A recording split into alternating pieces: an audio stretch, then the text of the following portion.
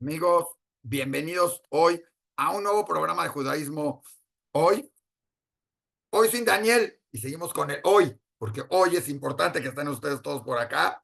¿Sí? Vamos a extrañar a Daniel con las efemérides, con los comentarios sarcásticos, picantes y todo, pero vamos a tener un programa bien entretenido porque vamos a hablar de dos temas muy interesantes que nos tocan en muchos sentidos. El primero, algo que todo mundo en la comunidad que es lo kosher. O sea, todo mundo habla, eres o no religioso, igual tocas y hasta lo bromeas y dices, ¿y esto es kosher o no es kosher? Y cada vez lo mencionas en uno u otro motivo. Si estás en una boda, en un salón, si vas a hacer un evento, si agarras, si quieres cotorrear, si lo quieres tomar muy en serio, ¿sí?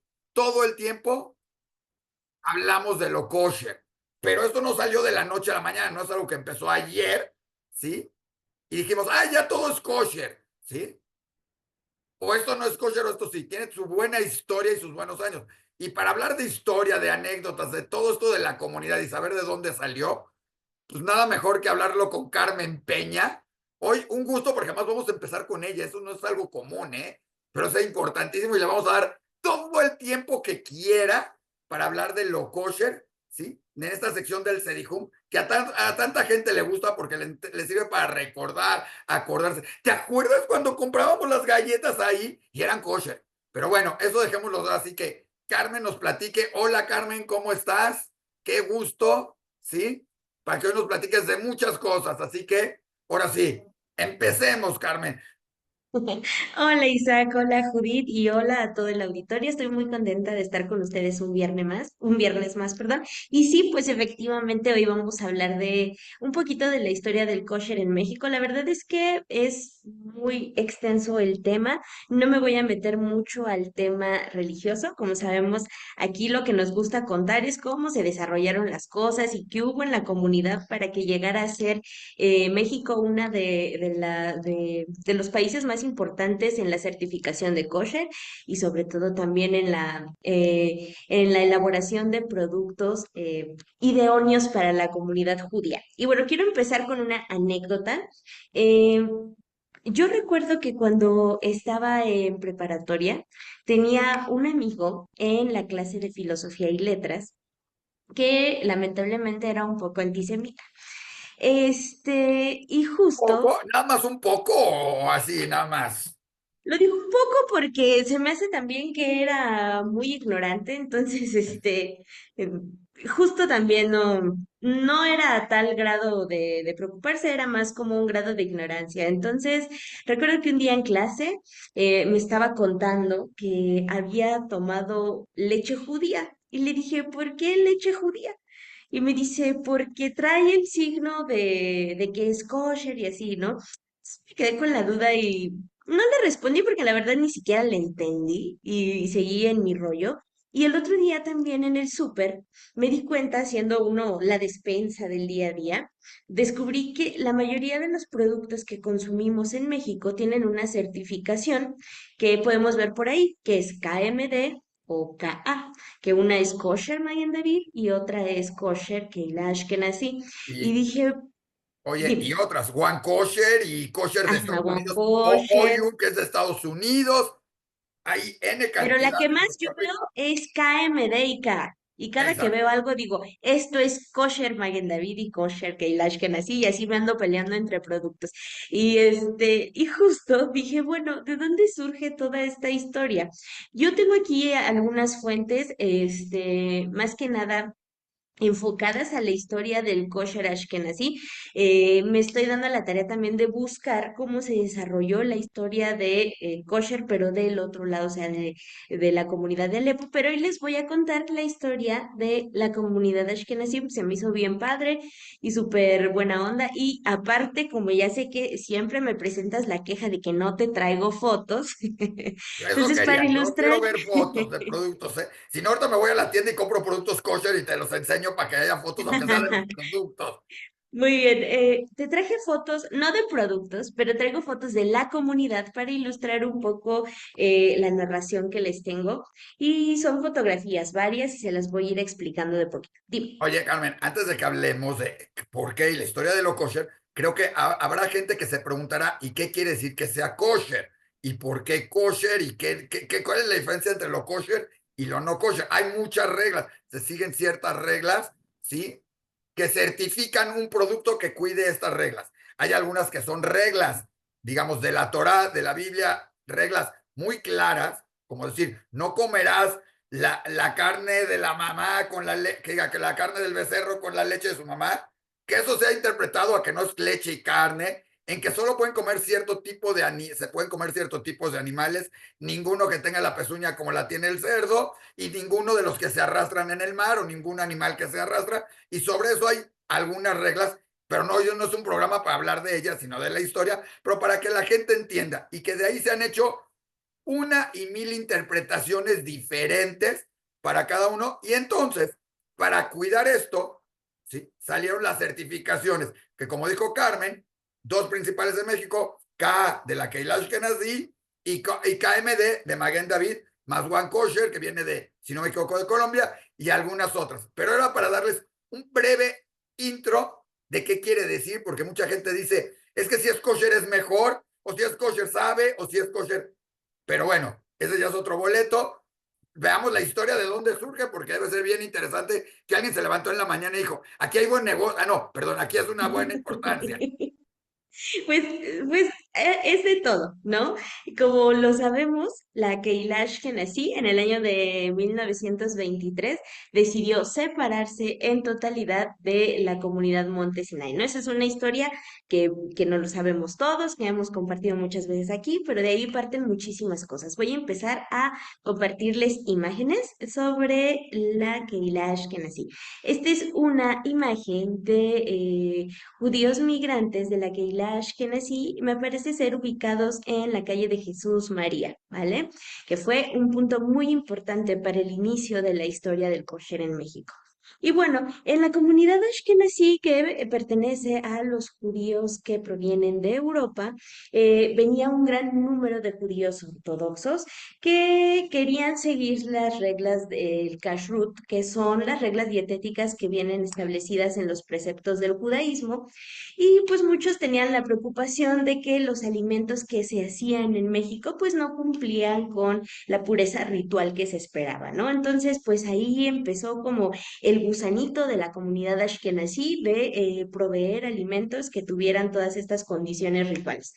Entonces, pues surge un rabino llamado Eliezer Dan en el año de 1922. Entonces, el rabino Eliezer Dan se percató pues de que había muchas dificultades para adquirir carne kosher, por lo cual le parece una buena idea fundar la primera carnicería kosher ashkenazí en la Ciudad de México. Hubo dos socios involucrados en esta carnicería que fueron los señores Kaplan y el señor Gottlieb, y ellos eran Shohet, me parece ser.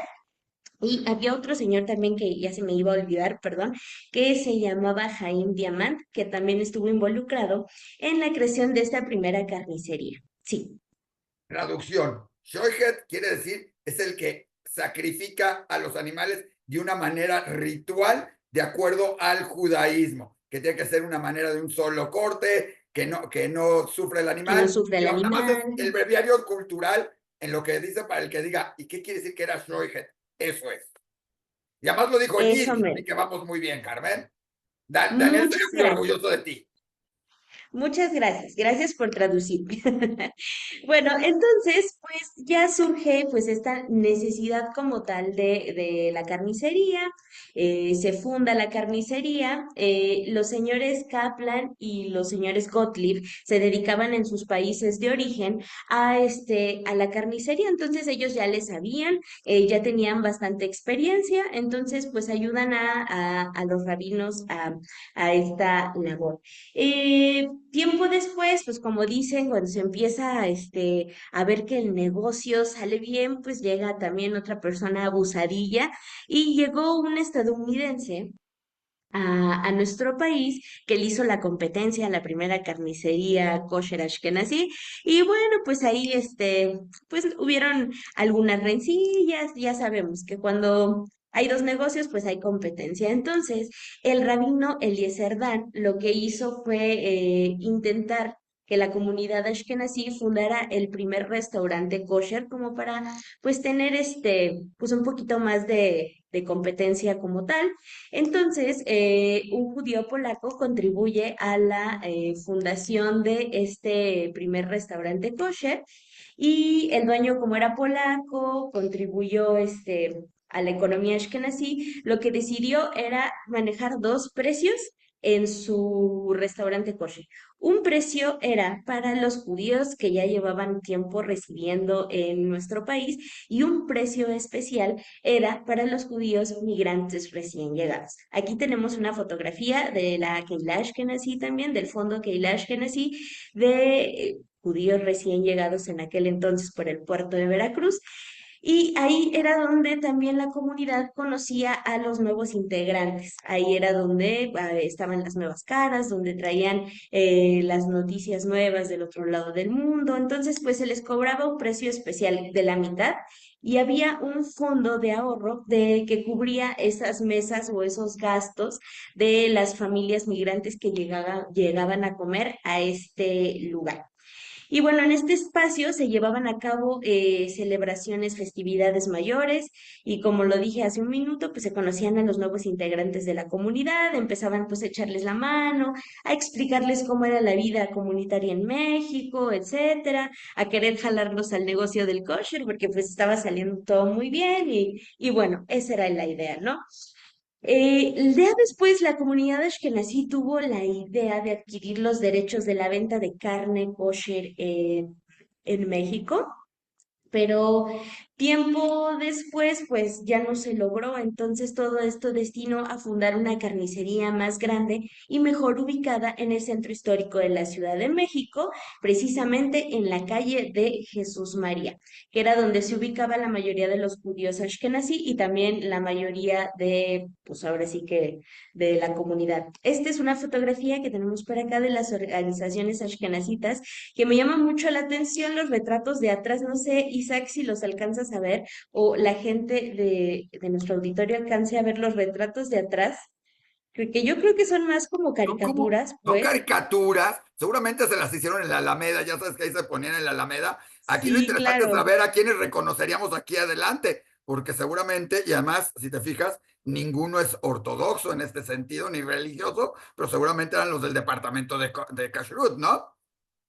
Pues mira, puede ser una asociación de la Keila cualquiera, pero me llamó mucho la atención y quería mostrarla a nuestro público para que vean las caricaturas de los, yo creo que Acércate a eran la de los foto del centro, a lo expresidentes. mejor ahí vemos algo, pero las demás está muy curioso que eran caricaturas, ¿eh? Sí, Porque está te voy muy a decir padre. algo muy curioso de las caricaturas, todas con la nariz resaltada. Yo no sé si era casualidad o era algo, o era así muy, como tú dirías de tu amigo, que era muy estereotipado, pero a todos les pusieron una nariz de caricatura así de que Sí, no un tenían problema en estereotipo esto. total.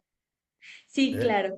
Bueno, pues ya que pasó todo esto, pues la historia del kosher en México, como se los digo, es súper extensa, es súper interesante y está llena de curiosidades, pero para enumerar un poquito los negocios de la Keilash Genasi que estaban bien presentes en la industria kosher, había varios. Primero hubo un restaurante kosher, propiedad del señor Benjamín Lasca y la señora Flashner, que era su esposa. Luego había otra señora apodada la Pelirroja que hacía banquetes y preparaba comidas en su casa de Jesús María y ahí también era donde se realizaban algunas bodas de la Keilash Genasi. Esta es una fotografía de la boda de Jaime y Eva Goffman que está súper padre. Y pues es para ilustrar un poquito esta historia, pero para que vean de esta clase de fotografías que tenemos que me parecen increíbles y que me encantan. Entonces, esta es una fotografía de boda, Isaac, aquí te estoy dando mucho gusto el día de hoy. Me encanta la idea que haya fotos de bodas. Yo estoy tratando de encontrar a ver a quién encuentro conocido, pero bueno, ¿eh? Goffman, Daniel muy seguro se conocida, la acordaría de uno doctora que Liz otro ahí. Goffman. No, a las familias las conocemos y seguramente muchos que estarán viendo dirán, ay, ¿te acuerdas? Ese chiquito del centro era yo, pero bueno, ¿eh? Sí. Y bueno, otra figura importante dentro del kosher en México, pues fue el rabino Goldberg.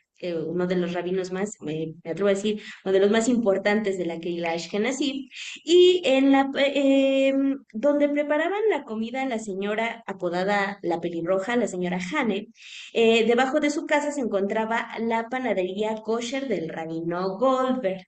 Ahí era donde se vendía este pan que era súper popular porque era pan tipo europeo y también pues cumplía con la norma de lo kosher y pues como sabemos los judíos de Europa pues no comen sin el pan, es como los mexicanos con la tortilla, entonces era súper importante también tener un lugar donde se elaborara un pan específico para la comunidad y que también le recordara un poco al shtetl, ¿no? Entonces pues ahí estaba el pan y también en la calle de Moneda me parece que se encontraba también una tienda de algunos productos kosher, creo que esta era perteneciente al señor Braveman, y vendía cosas varias que cumplían como tal con el ritual. También el rabino Goldberg fue el primero que fabricó vino kosher en ¿Qué año México estamos? para la festividad de Pesaj. ¿Qué año estamos? ¿Mande? Recuérdanos a la gente, más o menos en qué año. No tengo el año exacto, pero déjame lo busco. Aquí tengo mis fuentes y lo buscamos. Y fue súper importante también porque había una gran demanda de vino kosher en aquel entonces. Entonces, el rabino Goldberg se aplicó y fabricó este vino como tal. Y también el Shohet Limanovich fue el primero en fabricar jabón kosher en México y pues que fue vendido a la comunidad judía.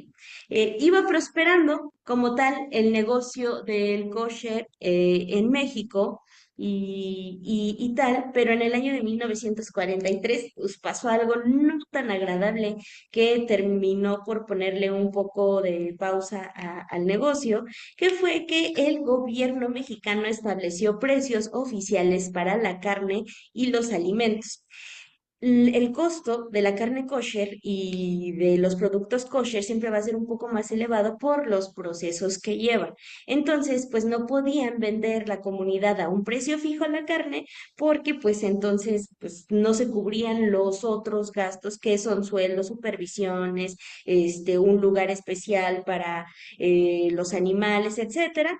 Entonces ahí pasó algo muy escandaloso, que fue que una tarde la comunidad se entera de que arrestaron a tres de los carniceros, bueno, a tres miembros de la comunidad, se los llevan a la cárcel por vender precios más elevados de carne.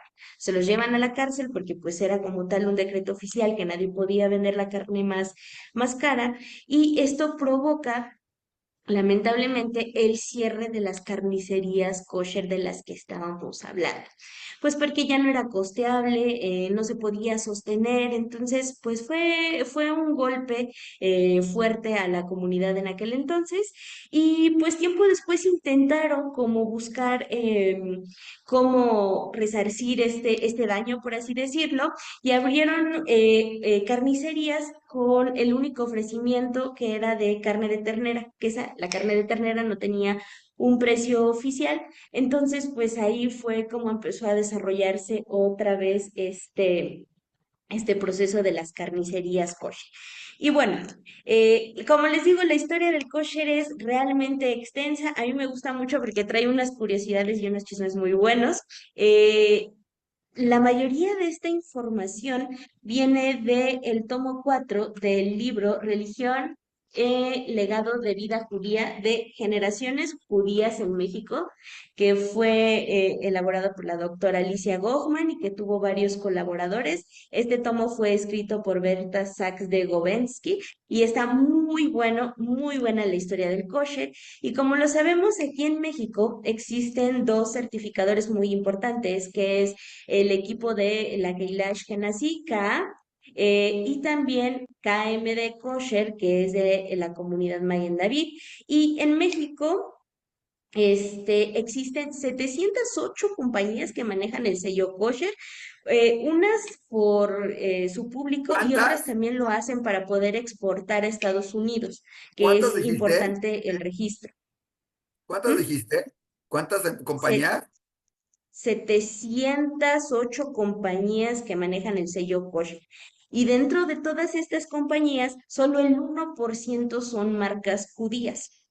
Por ejemplo, Taifel, que es una marca que hasta la fecha está, es 100% kosher y se vende en los supermercados como tal. La primera empresa que se atrevió a manejar en sus supermercados productos kosher y a darle como un salto a la certificación fue en aquel entonces Gigante.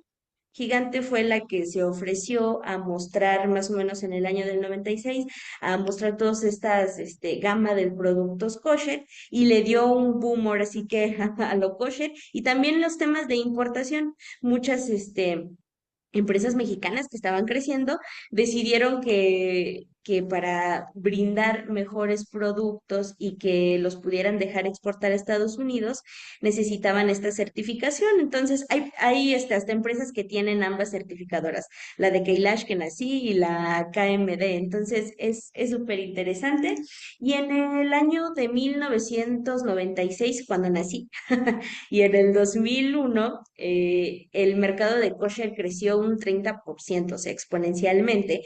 Y en la actualidad, KA y KMD son las certificadoras más importantes de toda Latinoamérica. O sea, este es un pequeño vistazo de los cimientos de unas de las certificadoras más importantes en la actualidad a nivel América Latina y se me hace súper interesante cómo de algo tan pequeño de una necesidad surge un mercado tan grande, ¿no? Has dicho, es un mercado impresionante. Hoy hay tiendas kosher en muchísimas, bueno, tiendas que venden productos kosher como tal, dedicadas a productos kosher en infinidad de lugares, tiendas y cadenas como Walmart, como Chedraui, como hoy en Soriana, como La Comer, etcétera, ya involucran y tienen espacios dedicados a carne kosher. Hay otras cadenas, ¿sí? Y cosas muy curiosas que suceden. Ojo, no es un mercado únicamente para la comunidad judía. Déjame contarte que una vez la cosa más, de lo más divertido, en una reunión con N cantidad de personas en un evento, estamos platicando y siempre sale el título, tú, pues, estamos en Diario Judío y alguien se volteó con nosotros y nos dijo, ay, son increíbles, yo hasta compro mi carne en una carnicería que está por, no importa dónde, para no hacerle publicidad, ¿sí? Y es buenísima porque está más certificada, está más limpia, está más cuidada, está esto, todo el rollo que todo el mundo conocemos, que está en el de este, pero la cosa curiosa vino cuando llegó y me dijo, oye, pero yo tengo una pregunta muy importante, para a lo mejor tú me lo puedes contestar sobre la carne kosher. Digo, bueno, pregúntame, no soy el más conocedor, pero algo te invento, ¿no? Y entonces volteé y me dice, oye, ¿por qué una época del año tienen que pesar, o sea, pesar la carne en especial? Y entonces dije, pesar la carne en especial, pues siempre está pesada. O sea, yo sé que habrá lugares donde te quieran dar menos peso por lo que te dicen, pero eso de que hay una temporada en especial para pesarla, porque me dice, es que yo que siempre compro en esta carnicería, voy en un año y siempre tienen un letrero que tiene carne kosher para pesar. Yo, Ah, ¿para pesar? Sí, sí, ahí dice carne kosher para pesar.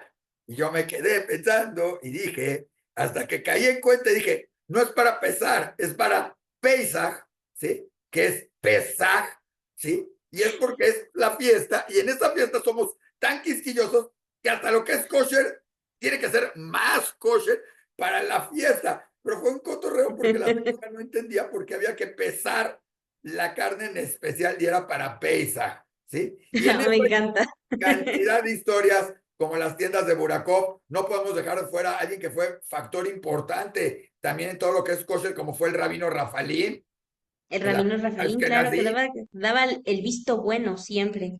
¿sí? Y además hay cosas que se han ido vuelto todavía más curiosas, que ya lo veremos también, como que hay aquí, y lo estás poniendo ahí, kosher Por meadrin. ejemplo, se me olvidó, perdón que se me haya olvidado, no, estoy muy mal. Este es un certificado que tenemos aquí en el centro de documentación que le daban a los restaurantes, porque no solo es kosher los alimentos, sino puede ser un restaurante, kosher puede ser un hotel, o sea, pueden ser muchas cosas, ya lo explicaremos en otra transmisión como más a detalle, pero este es un certificado kosher para el restaurante Tam Tov Kosher. Y ya pues ahí le ponen que está bajo nuestra supervisión y todo lo preparado en este establecimiento es estrictamente kosher, kosher, kosher. Y ya vemos que aquí dice, por ser justo y verdad, firmamos con la bendición de la Santa Torah. Este está buenísimo, lo tenemos por acá en el Y centro además de era meadrin, para documentación. los que crean que se inventó recientemente, ahí ya era kosher meadrin. O sea, kosher meadrin es como todavía, ya está certificado kosher, pero fíjate que te voy a dar todavía otra revisión y te voy a poner que es todavía glad kosher. Y es glad kosher, que damos la carne, o sea, que está correcta, y es firmada por un rabino Shalem Abraham y el rabino Sadek Rabbi Ara. Sadeh, que me suena más que esto es KMD, o sea que esto es Esto es Maguen parte de la David, esto es historia Maguen David. de la Maen David, que también está bien bueno. Y yo me acuerdo también que un día encontré un anuncio donde se empezó aquí en la colonia Roma la primera rosticería kosher que era de la comunidad Magen David, una rosticería que se veía bien buena, que era de, pues sí, pollo rostizado 100% kosher y pues era como la novedad en aquel entonces en la colonia Roma. Oye, curioso, pero enfrente de donde está el Cedi Home, varios restaurantes, o había algunos restaurantes que eran kosher también. Al lado tenían Como el algunos que restaurante vendían Miguel, creo, ¿no? el restaurante Miguel que decía que era kosher y cosa, que era, hay dos definiciones, la kosher style que se inventó después, que es como, es kosher, todo es kosher, pero es sin supervisión, y la kosher kosher, que es esto, y Miguel tenía todo esto, ¿sí? Enfrente tenías un restaurante que no es kosher, ¿sí? Y que es de mariscos y de pescados, pero el pescado no está tanto, y que era factor importante también para la comunidad, porque ahí se juntaban mucha gente sin hacerle publicidad de la comunidad, y pues había que darle la vuelta que si era kosher o no era kosher, y por ahí seguramente hay historias bastante interesantes en eso, y gente que te dice, lo kosher aplica, ojo, además en nuestra comunidad tenemos de todos los grados de gente que come kosher, desde que el que come únicamente lo que el rabino o el supervisor le puso 8 estrellitas o 10 estrellitas, ¿sí? Hasta el que te dice, yo como kosher cuando no me queda de otra. Y hay el que come carne, el que no come carne, el que come afuera, el que come adentro, el que no, o sea, todo hay para todo mundo, para todos los niveles, pero que hay un mercado extenso, que hay toda una costumbre, que muchos dirán, no es negocio, es simplemente para ayudar a la comunidad. La realidad es que es uno de los mercados más importantes en el mundo y de aquí hay empresas. Nuestro amigo Curson, ¿sí? Jaime, buen amigo, ¿sí? Que no sé si nos está oyendo, pero está simplemente que exportaba y gran parte de su producción se va a Estados Unidos, porque también es un sello de calidad el que cuente con el Sí. sello de kosher para muchos lugares del mundo. Entonces, hay muchas implicaciones e interesante ir viendo de dónde salió, porque empezó, como tú dices, de una de, ay, necesitamos carne kosher o que alguien le diga, ¿sí? Y de ahí empezó a surgir todo esto de decir que sea bien certificado y bien controlado todo esto. Y no es una cuestión de desconfianza, es una cuestión de certificar, porque muchos dirán que no confían. Bueno, en este mundo y en todo, mejor ponle, y si además eso va a dejar un dinerito, mejor ponle el sellito para que tenga que es kosher y todo. Y es un servicio para mucha gente. Y hay gente, como te decía, que no va a mover y no va a probar un bocado de nada si no hay tres rabinos que lo hayan firmado, certificado y me manden la carta certificada y casi, casi. E historias de esto hay infinidad en restaurantes y todo, ¿sí? Para todo esto, pero ya las platicaremos y tendremos por ahí fotos y todo. Hoy las fotos bastante interesantes. Hay que ver quiénes de los que salieron en las fotos comen kosher. Si no, no va. Sí, muchas gracias, Isaac. Fue un placer. Oye, ¿alguna otra cosita, Carmen? ¿Algo más? Ojo, muy importante, al Cedijum, a una parte del Cedijum, no podías entrar y no puedes entrar hoy en día si no traes alimentos kosher, certificados. ¿Estoy correcto, Carmen? No, no, no, no, no sabía, pero Bueno, Yo he traído no cosas nada hay que kosher aquí. recordar que el Sedijum, donde está el Sedijum, una parte es la sinagoga, ¿sí? Donde Claro, es muy sede de importante. Maguen David. Y no hubiera nadie que yo creo que se atrevería a entrar por ahí con una torta comprada afuera en un momento dado para entrar a esa No, sinagoga en sus tiempos de sinagoga y hoy que dijeras pudiera entrar con esa no, y torta. nadie entra con alimentos, nadie Ok. comemos ahí, no.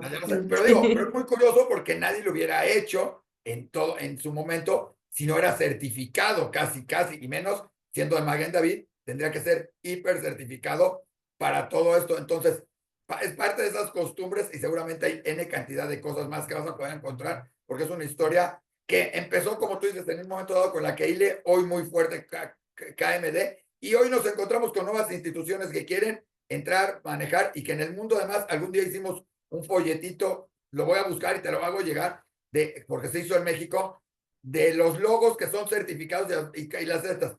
Podría ser una enciclopedia completa de todas las certificadoras que hay alrededor del mundo. Sí, híjole, es tremendo. Yo lo he visto y es increíble. Y para quien quiera, pues ambas certificadoras tienen sus páginas y ahí pueden encontrar las listas de productos que están bajo su supervisión. Oye, y acá tenemos a Nicole Michel, ella es periodista en Israel, ¿sí? Para ella es medio tardecito ya ahí, pero también en Israel hay todo un mercado de kosher y de todo eso, y que muchos dicen, ¿puedo entrar a este restaurante? Cualquiera podría suponer que en cualquier lugar donde entraras en Israel es kosher. Digo, para que vean que no nada más es cosa de México, ¿sí? También en Israel, ¿verdad, Nicole? Ahorita Es entrando contigo. exactamente. ¿Qué tal, Lisa? Carmen, me ha encantado todo lo que has relatado, es tan bonito y esas épocas, esa historia del kosher me hizo recordar, Carmen, por cierto, yo viví unos pocos años, casi 5 años en Marrakech, en Marruecos. Y me da gracia porque allá todos los carniceros siempre se llamaban Shalom, todos los carniceros, no sé por qué. Si no, Shalom es el que si no, carnicero. mataban y hacían todo en paz para la carne de todo, ¿verdad? Exactamente, pero es increíble cómo algo tan simple que parece, ¿no? Es la parte del el resguardar, así sea en cualquier parte, vamos con nuestras tradiciones de la mano y sean los siglos de los siglos, o sea, independientemente de las épocas, eso hace fuerte el pueblo judío. Definitivamente, y lo puedes en todos lados. Carmen, ahora sí, empezaste, ahora te quedas a oír a Michelle también, a Nicole, Michelle, Ah, a todo gracias. esto.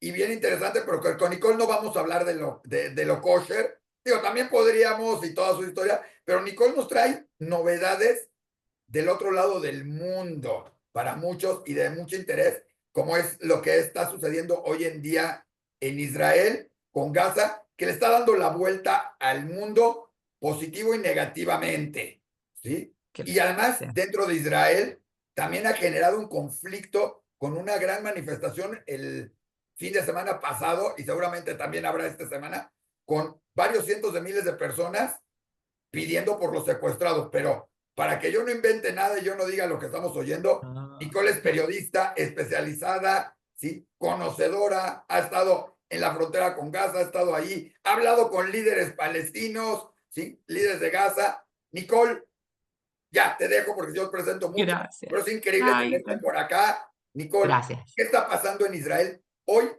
con que hoy supuestamente están empezando, ya estamos listos, no estamos listos? ¿Qué sucede con esto?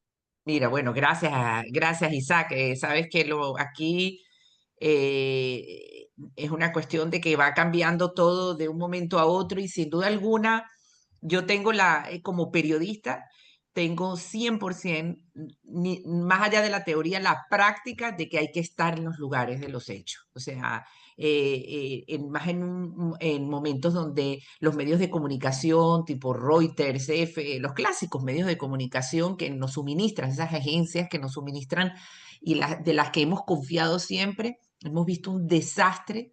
O sea, siguen teniendo su lado serio como de repente sus errores entre comillas. Y entonces ahí es donde en un punto tan álgido como la situación del conflicto de Israel contra el terrorismo, porque abarca muchísimos países en Medio Oriente, hay una gran necesidad de que el periodismo debe hacerse un periodismo de agencia aquí, en inglés, en español, en francés, en los idiomas en alemán, en los idiomas en chino, en árabe, o sea, en mandarín, porque hay necesidad de abrirle al mundo la realidad y es la manera de combatir el antisemitismo, combatir los fake news, combatir las falsedades, porque hay falsedades que se entrelazan en verdades y eso es lo que hace un medio tan importante como The New York Times. O sea, yo lo leo, yo lo sigo, hay columnistas fantásticos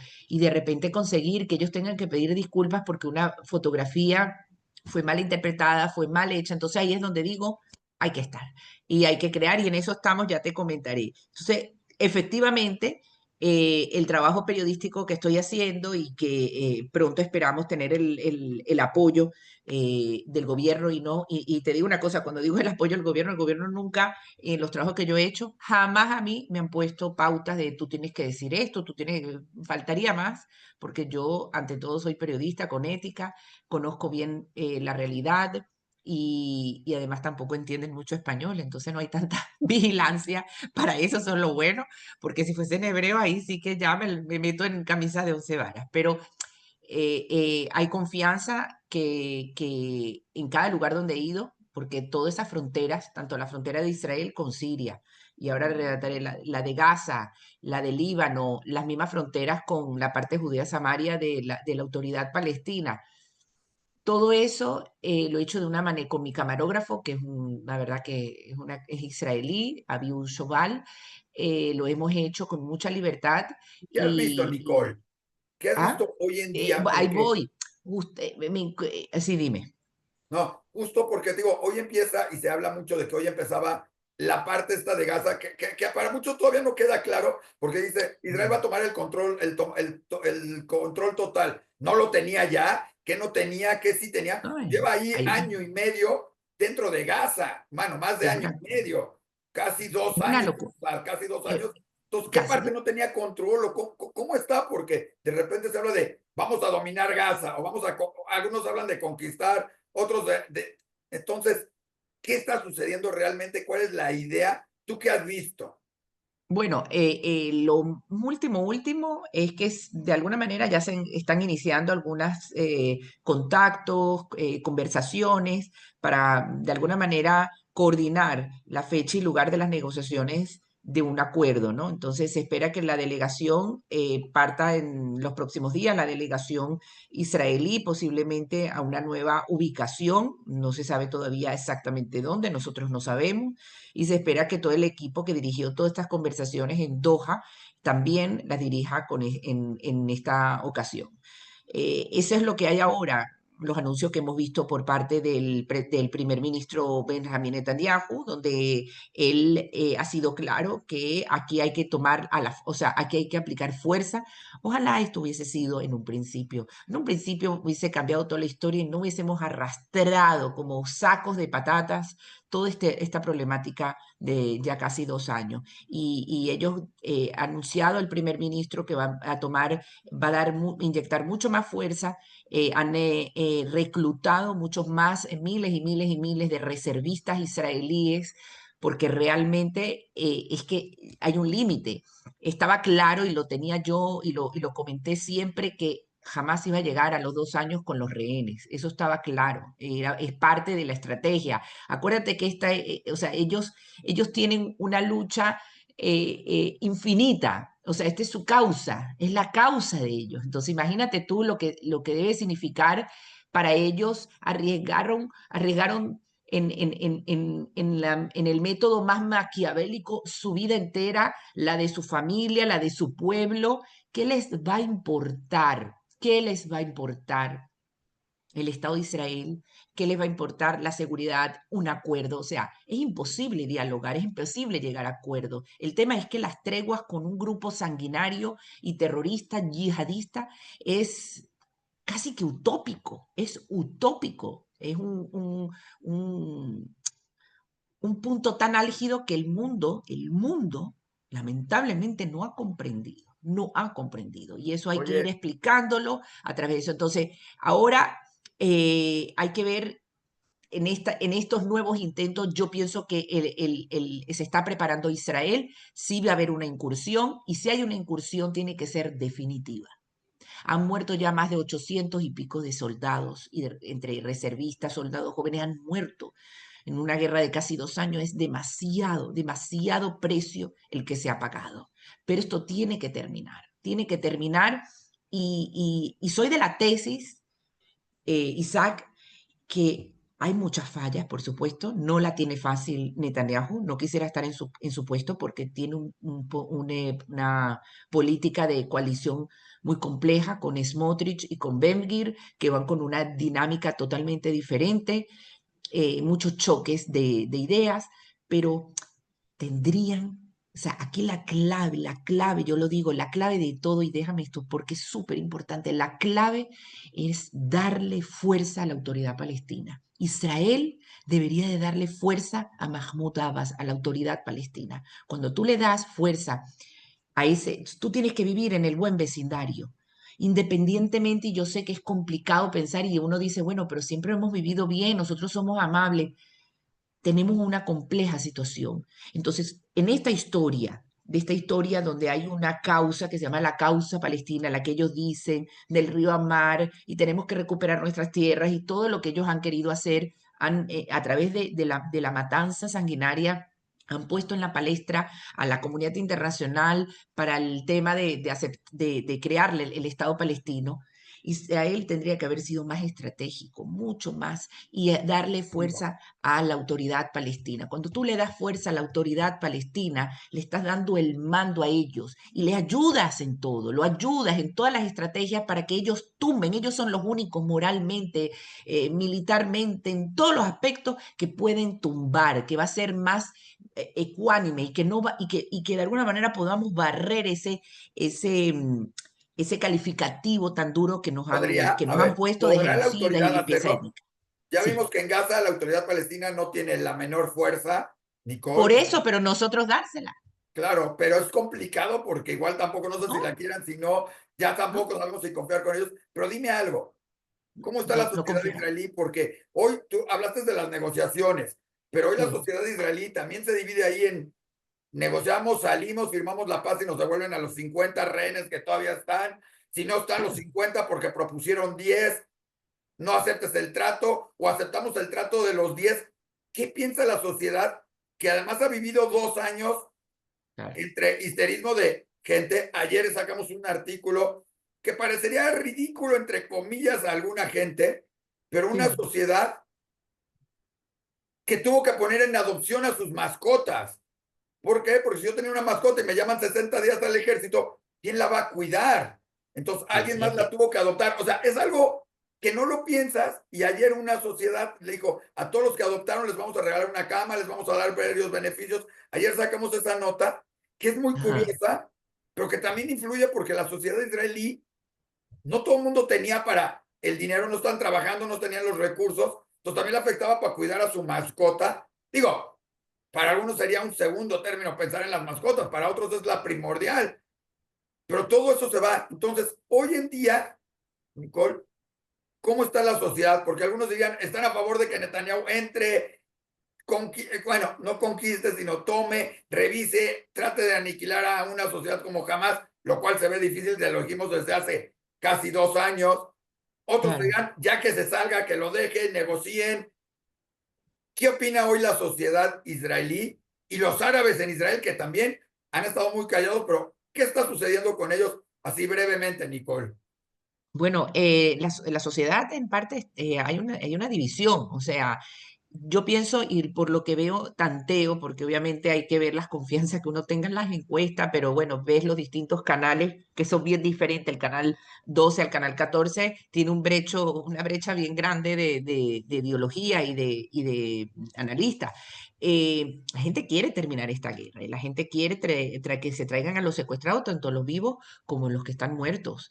Hay un desgaste muy grande. en la sociedad, pero a la vez también una sociedad impresionantemente resiliente. Por ejemplo, dar un ejemplo, Israel mantiene un crecimiento económico, incluso en la guerra, gracias a la política de estabilidad y defensa. O sea, esas son cosas que te impresionan de este Estado. O sea, yo no me imaginaría en mi vida a España, que lo conozco también, a países de Latinoamérica, México. Jamás me lo imaginaría con un problema tan grande como este que tiene Israel. Y que podamos decir después de un año y medio en México con una problemática, imagínate tú, que lo que ha hecho jamás, eso lo hiciera la droga ya, pero de manera explícita, o sea, no porque controla la droga México, pero de manera como lo han hecho de matar, de la guerra, de secuestrar, de todo lo que tienen, así tal cual, copia y pega de lo que está sucediendo con Hamas. Yo no me imagino México, me estaría sumergido en la crisis de la crisis de la crisis. O sea, hay una capacidad impresionante, pero hay una gran necesidad a la vez de terminar porque está muy cansada la sociedad. La sociedad sigue, la gente viaja, la gente sigue cobrando su sueldo, high tech, todo eso, pero hay muchos desplazados, no se hablan de la cantidad de desplazados, son miles y miles de Sigue habiendo personas desplazados. desplazadas. Apenas Sí, hace una semana se habló de los que están regresando a los kibutzim del sur, sí, del norte no todos están regresando, sigue mucha no. gente ahí. Tenemos una amiga que se quería ir a vivir, que se quería ver a su familia que viven en el norte y le dijeron, pues puedes venir al norte, pero no estamos ahí, seguimos Mm. desplazados en no sé dónde y seguimos fuera de eso. Y en el sur también apenas se habló de empezar a recuperar y a reconstruir varios de los kibutzim. Otro tema de discusión sobre qué sí, qué no, pero apenas están regresando, regresaron algunas familias, otros quieren volver, ¿sí?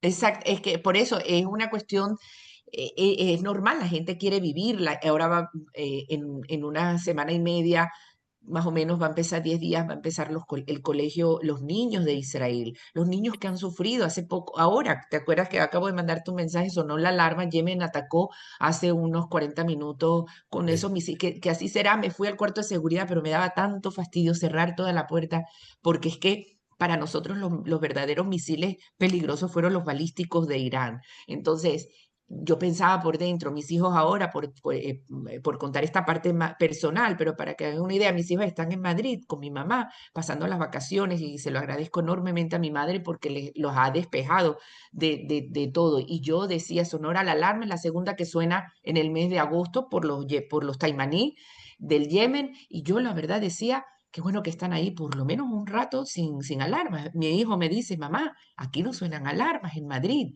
Entonces, esto se los traigo yo a colación para que ustedes que están en México, ¿Qué edad tienen? mi hija tiene casi 13, ahora cumple 13 en este mes, y mi hijo 8. Yo se los digo porque es muy importante para judíos y no judíos. Y lo digo de esta manera, que tengan conciencia de lo que debe de prevalecer, y lo digo románticamente porque es así, la estrella de David. Esa estrella de David, ¿de qué color es? Azul, ¿verdad? Azul. Uno tiene que cerrar los ojos y pensar cómo hicieron estos próceres, como si fue, digo yo, les digo prócer, como fueron esos líderes, como Golda Meir, como David Ben Gurión, que la tuvieron difícil, que la tuvieron difícil. Entonces, la otra vez hacíamos un Zoom y yo hablábamos de las fronteras, porque ahora con todo lo que he ido cubriendo las fronteras, porque la frontera es la soberanía del Estado, y con cubrir las fronteras me estoy volviendo experta en fronteras, que me encanta. Es un tema que me quiero acaparar, apasionar, agarrar, porque es la legitimidad del Estado, y en este caso la legitimidad del Estado de Israel. Entonces, cuán importante y cuán determinante fue para que sucediera justamente el 7 de octubre. Entonces, yo decía y les pregunto a ustedes, ¿no? Te pregunto a ti, ¿sabes? Aparte de las fronteras que tiene Israel, ¿cuál es la frontera más importante? Dímelo, por favor, para ti. A ver si... Aparte de las fronteras físicas, ¿te refieres? Sí, las que tenemos físicas, todo físico. O sea, tenemos con Jordania, con Siria, con Líbano, con la autoridad palestina, con Egipto.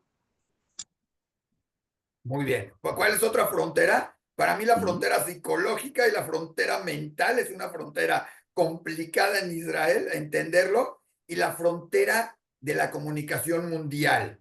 los Qué medios de bonito. comunicación. Es una frontera que la tiene totalmente perdida, donde no la ha enfrentado.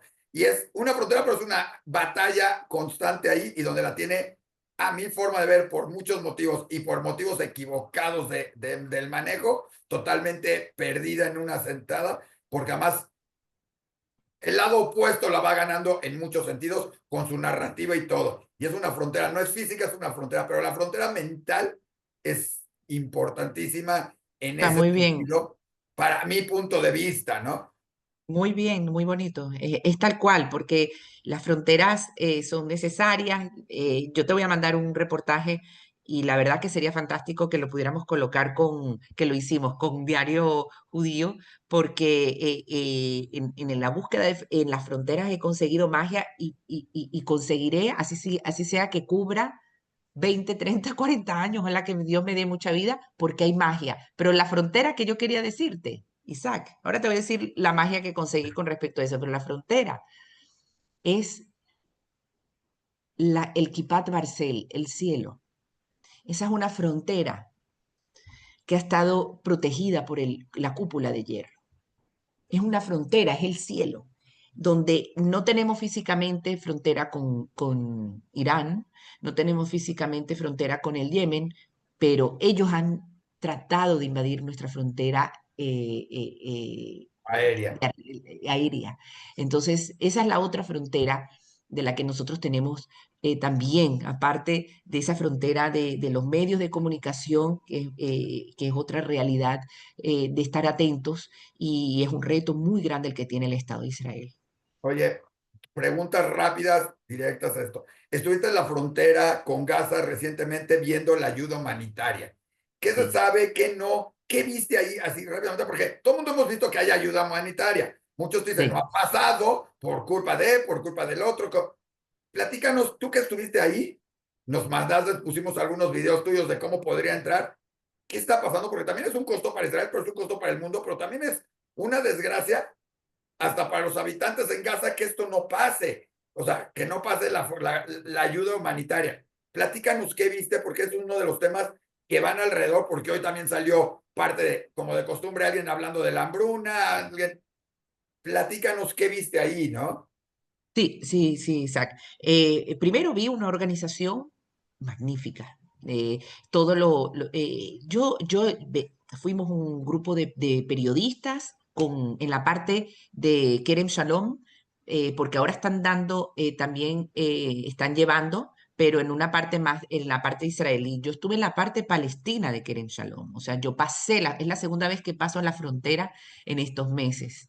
Y pasé, y esta es la parte, claro, que ya que es Palestina, o sea, es la franja de Gaza, pero ya controlada, por supuesto, por Israel. Y ahí ellos tienen todo un sistema de logística donde están todos los camiones en filas, cantidad de camiones, y está toda el área que es como si fuese un parking, un estacionamiento donde está abierto y están todos los containers abiertos de la ayuda humanitaria. Hay productos de higiene, hay productos de medicina, de vendas, todo eso, y alimentos. Hay harina, hay agua, hay todo lo básico realmente, y no tan solo básico, importante, granos, ¿me entiendes? Productos no perecederos que puedan repartirse.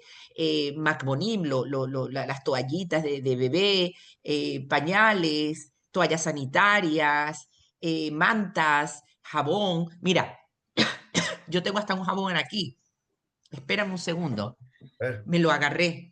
Porque la gente Oh, no digas porque te van a acusar de que te rebases y por eso alguien no está llegando su ayuda. no, no, la verdad, eso lo hago, eso lo hago porque esas son las cosas que yo en mi Zoom, una conferencia, me gusta sacar cosas distintas. Y esto, por ejemplo, miren esto. Este jabón me lo agarré con todo el permiso, habían muchos, así que no creo que haya hecho una maldad, nada, todo lo contrario, les deseé cuando estaba ahí que realmente los gazatíes honestos y que están padeciendo las dificultades en Gaza puedan vivir más dignamente, porque lamentablemente fueron utilizados por un grupo terrorista que 20 años los manipuló a través del engaño de la política, porque ganaron las elecciones libremente. O sea, no es que ellos se impusieron, ellos ganaron con democracia, entre comillas. O sea, ellos le ganaron a la autoridad palestina, al Fatah, y los llevaron y los arrastraron. Entonces, lo lamento mucho por ellos, muchísimo. Es mucha la desgracia que están viviendo. Este A ver, jabón, dice este jabón, oriental, dice Aba, está en sí, árabe, ¿de dónde viene o qué es? sí, pues mira, viene y ahí voy, por eso para que ustedes vean, la realidad, las mentiras se pueden desmentir a través de un jabón. Imagínense, las mentiras del sistema internacional y de muchos de los países se puede desmentir a través de un jabón. Eso está muy bueno. Este jabón es de Egipto, de Turquía. Es de Turquía. ¿Qué quiere decir? Y es lo que comprobé estando allá, que Turquía colabora con Israel, Israel colabora con Turquía. O sea, Turquía envía ayuda y suministro porque Turquía sabemos es un país impresionante, productor, fabricante, es impresionante, estos turcos son impresionantes. Y ellos envían cosas como envían de productos, como envía Emiratos Árabes, como envía Egipto, como te estoy hablando de los países, como envía Jordania, como envía la Unión Europea, todos son la UNICEF, todos son las cajas y con productos y cosas que vi ahí. ¿Qué quiere decir? Que ellos se lo envían a Israel y que Israel los tiene para repartir. O sea, ¿qué se ¿Y por llama qué no eso? pasan? George, Cooperación. se nos va acabando. ¿Por qué no pasan así rápido? ¿Por qué no pasan? ¿O por qué están ahí detenidos? Y todo el mundo dice, ahí están. Digo, el jamón no se echa a perder, habrá otras cosas que sí, pero están en el sol, están en bodegas, está todo eso. ¿Por qué no pasan? ¿O qué es lo que sabes? ¿O ya van a pasar también con estos acuerdos? ¿Cuál es el mecanismo de lo que tú viste del lado de Gaza? ¿Sí? Que lo está impidiendo y lo está deteniendo, porque no nada más es cuestión de Israel, es cuestión también de quien la tiene que recibir. Exacto. Alguien la tiene que Es- recibir, porque no nada más es, ahí va Exactamente. y tómala. Esa es muy simple y lo hemos visto. Jamás se acapara, manipula toda la ayuda humanitaria. Y los lugares que han habido de centros de distribución que organizó Israel junto con los Estados Unidos, de alguna manera sustituyendo a las Naciones Unidas, porque las Naciones Unidas es otro tema de mucha vergüenza, sin duda alguna, ha sido muy complicado, porque también esa logística no es nada fácil, que los gazatíes tienen que acercarse a esos lugares, se arman en esos centros muchas veces los mismos terroristas de Hamas se ponen en distintos puntos escondidos o estratégicamente para disparar y crear caos. Entonces, al crear caos, disparar, matar, está la parte del ejército, se prende combates, han muerto muchas personas buscando alimentos por esa misma causa. Entonces se hace complicado o roban la ayuda humanitaria. Estamos hablando dos cosas. Arman el caos, matan personas, se arma una trifulca entre los soldados israelíes y los terroristas, en medio de la población, ¿qué les importa a ellos? Los están utilizando, mueren, hay amputados, disparos en el pecho, obvio, y lo han dicho ellos acusando a Israel, pero están tirados, y lo peor es que quedan todos tirados en el camino, son caminos de tierra, acuérdense que han dado de baja a los edificios, o sea, eso no es eso es puro escombro. Entonces, es un caos enorme. Y mientras toda esa situación, los camiones que han pasado, los roba y se los apodera jamás, porque ellos Es el saben que control, el que tiene el controlan, control, el que tiene el control de los alimentos, tiene el control de la fuerza. tienen, tienen control del alimento, pero hay otra cosa, vamos a la tercera. Están los mercenarios. ¿Qué hacen? Ellos, ¿qué hacen muchos de ellos? Pues toman los productos, las cosas y los revenden a precios altísimos que no puede un gazatí. Entonces, ¿qué pasa? Que muchos gazatíes están recibiendo ayuda de familiares de palestinos en Chicago. Y que eso no se ha hablado. Hay una comunidad palestina en Chicago muy importante con muchísimo poder adquisitivo que están enviando dinero. Entonces, ¿qué pasa? Que venden un jabón de repente a $20. Entonces, el que lo vende allá en Gaza se beneficia enormemente, se está haciendo su año, ¿comprendes? Se vuelve un caos. Y todo esto que les estoy relatando así, que ustedes dicen, ah, bueno, caro, $20, el de Chicago, los palestinos, todo eso lo tiene que manejar Israel. Y el mundo es un mundo hipócrita.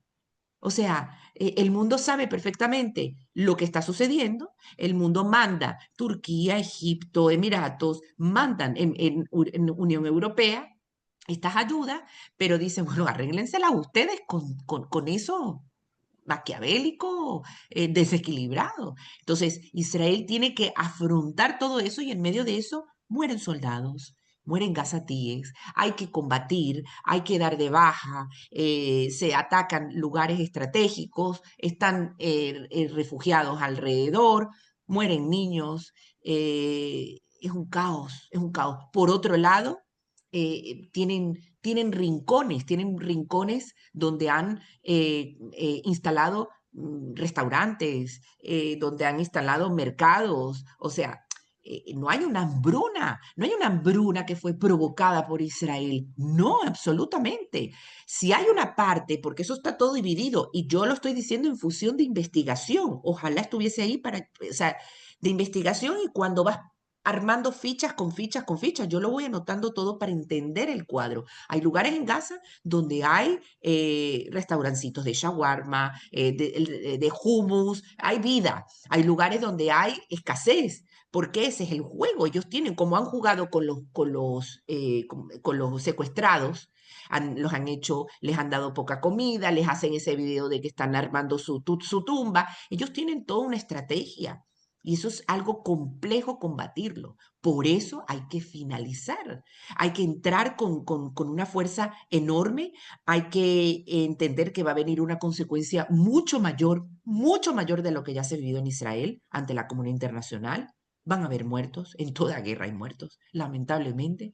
Y nos toca una tarea muy compleja a los periodistas, a los judíos de la diáspora y y a la sociedad israelí, a la sociedad israelí. Pero con todo y eso, la economía sigue adelante. Yo hoy estuve en la Kikara Hatufim, en la Plaza de los Secuestrados.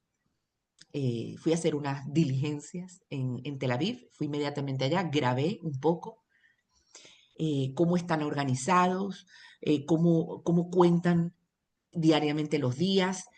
Cuando hubo la manifestación la semana pasada, cómo se reúnen, cómo sienten el fervor, cómo es el lugar de catarsis para ellos. Es impresionante. Y con todo y eso, es pujante esta sociedad. Sigue hacia adelante. Los automercados, la economía, es un contraste impactante que se tendrá que estudiar, yo creo, de generación en generación, lo que sucede en Israel. Nicole, muchísimas gracias. Te seguiremos llamando para que nos vayas contando cómo va dando. Son días que se vienen, como tú dijiste, complicados, política, legal, económica, militar, social y todo lo demás con Israel, siguiendo con estas discusiones de no nada más de la paz, sino de decidir, ¿sí? Vamos a firmar un acuerdo por 10 rehenes, vamos a firmarlo si no son 50, vamos a entrar. Es un juego, una estrategia donde también entra mucha política. No hay que olvidar que en Israel el próximo año hay elecciones, Además, curiosamente, y se están jugando las cartas desde ahorita, como se la jugó hace unos meses en decidir si había elecciones anticipadas o no, pero de que hay elecciones el próximo año, hay elecciones el próximo año. esa Pero es la también hay una democracia. macabeada, también hay una macabeada, pero La también hay la perdimos este año. participación, también hay los deportes y hay mucho alrededor de lo que tiene que suceder y también hay ese sentimiento de si la guerra está siendo por los rehenes, por la seguridad de Israel, por razones políticas, por razones económicas y todo eso se discute en un pedacito de tierra de este planeta que podría vivir muy tranquilamente en paz si todo el mundo diera un poquito a torcer, pero está difícil. Pero esperemos que algo se llegue. Esperemos que que esto tiene que terminar para uno y otro y que sea para bien de los israelíes, de la gente en Gaza, de los palestinos o de la gente que vive en la parte, se llaman palestinos, o en la parte de los territorios de Cisjordania. Algo tiene que llegar, que la verdad no lo sé como tal. Tú estás más ahí. Esperemos si la autoridad palestina lo toma, si Netanyahu sigue, si Gantz regresa al gobierno, si Katz Mm. está, ¿sí? Parece una novela. Es una novela que cada día, como tú lo dijiste, y lo dije cuando estaba yo en Israel hace poquito, lo que yo diga hoy, dentro de 10 minutos, no tiene validez, Mm. porque todo va cambiando. Entonces, Nicole, mil gracias. Se nos ha acabado el tiempo, se ha ido esto. No sé si Carmen quieras decir algo, ¿sí? No tiene nada que ver con kosher esto, pero bueno, pero son historias que se van a dar dentro de la comunidad y que algún día en el Sedijum van a estar. ¿Te acuerdas de estos documentos? Ya están los documentos de los mexicanos que fueron, de esto que hizo, de todo esto, y va a quedar ahí también en la memoria también, porque todo esto también le llega a la comunidad judía de México en muchos sentidos. Nicole, Seguro. Carmen, Judith por ahí, Luis, Daniel, que hoy los extrañamos, nos faltaron los comentarios picantes, no tuvimos tiempo de las efemérides de qué sucedió, pero Daniel se encargará de grabarnos un programa en especial porque hay cosas bien curiosas, hasta que involucran a Elton John, ya lo verán, cosas muy curiosas en las efemérides y que tocan directamente a nuestros días hoy en día. Entonces, muchas gracias Nicole, muchas gracias Carmen, muchas gracias a todos los que estuvieron con nosotros y por supuesto a los que opinaron por ahí alguno que otro comentario en diferentes medios en Facebook y acá, ¿sí? Hablando del tema y deseando también Shabbat Shalom y deseando muchas otras cosas más, ¿sí? Hablando Sí. de los musulmanes en Dubái, hablando de muchas otras cosas más. Y ojalá no te toque otras tarde, o sea, es tardecito ahorita en la noche, espero que en la noche ya no te toque ninguno otro proyectil de los cutis, que puedan No. descansar, sabemos lo que es. Lo bueno es que dirán ya no llegan, pero esperemos que de los cutis ya no se les ocurra y todo el mundo descanse, la pase y mañana, bueno, para ti ya es Agut Chávez, Nicole. Tú sabes. Shabbat Shalom para todos, Carmen, para todos, todos, Y todos. disfruta tus días sin hijos, está bien, ¿no? Uh, ¿Eh? sí, los quiero y los adoro, pero está muy Pero bien. bueno, nadie dijo que los disfrute con tu mamá. El lunes empiezan clases y pronto ya empiezan las fiestas judías de las que estaremos hablando muy pronto. Fiestas, celebraciones, fiestas mayores, como las quieran llamar, el Año Nuevo, el Día del Perdón, Sukkot, Simchat Torah y el recuerdo del 7 de octubre, que para no combinarlo están estableciendo otra fecha. Digo, todo sucede en Israel curiosamente y todo se pone, pero bueno, esperemos que para esas fechas ya estén de regreso los 50 secuestrados, que se haya firmado, que la gente en Gaza esté recibiendo, que esa ayuda ya no se quede en la frontera, ¿sí? Y que todo esto haya Total, cambiado para bien en poquitos días, pero en Israel puede suceder en un minuto. en un minuto. Exactamente, todo puede cambiar. Gracias, Isaac. Gracias siempre por darme el honor de estar con ustedes. Gracias a todos y los esperamos en el próximo programa de Judaísmo Hoy. Gracias, Judith.